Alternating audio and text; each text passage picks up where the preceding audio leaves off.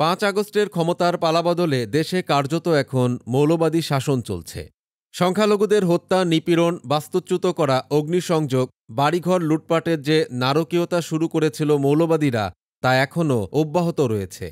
অন্তর্বর্তী সরকারের শীর্ষপদ Hizb ut Tahrir, জামাতে ইসলামী, রক্কাটা শিবির সহ ধর্মান্ধ মৌলবাদীরা কুক্ষিগত করায় দেশে এখন কোনো আইনের শাসন নেই। অব্যাহত হত্যাযজ্ঞের এবারের বলি হয়েছেন ঝালকাঠি জেলার বাউকাঠি বাজারের সুদেব হালদার নামের এক যুবক। পেশায় মোবাইল ব্যবসায়ী এই যুবককে গত ৭ জানুয়ারি গলা কেটে হত্যা করা হয়েছে।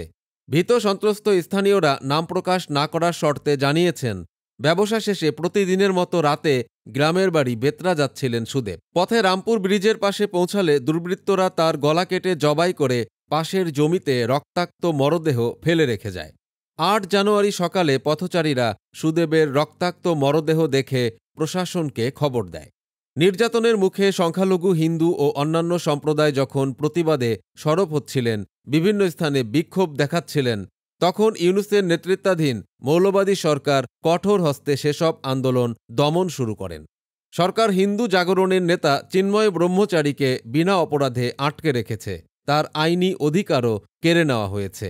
তবে বাংলাদেশে অব্যাহত সংখ্যালঘু নিধনের বিরুদ্ধে বিশ্ব জনমত জাগ্রত হওয়া জরুরি বলে মনে করছেন সংখ্যালঘু নেতারা। তারা মনে করেন, মৌলবাদী এই অবৈধ সরকারকে উৎখাত করাই যথেষ্ট নয়। এই হত্যাযজ্ঞে জড়িত প্রত্যেককে কঠোর শাস্তির মুখোমুখি করাও এখন গণদাবি। প্রিয় দর্শক, সমকালীন সব চমৎকার খবর ও বিশ্লেষণ দেখতে সাবস্ক্রাইব করুন আমাদের চ্যানেলটি।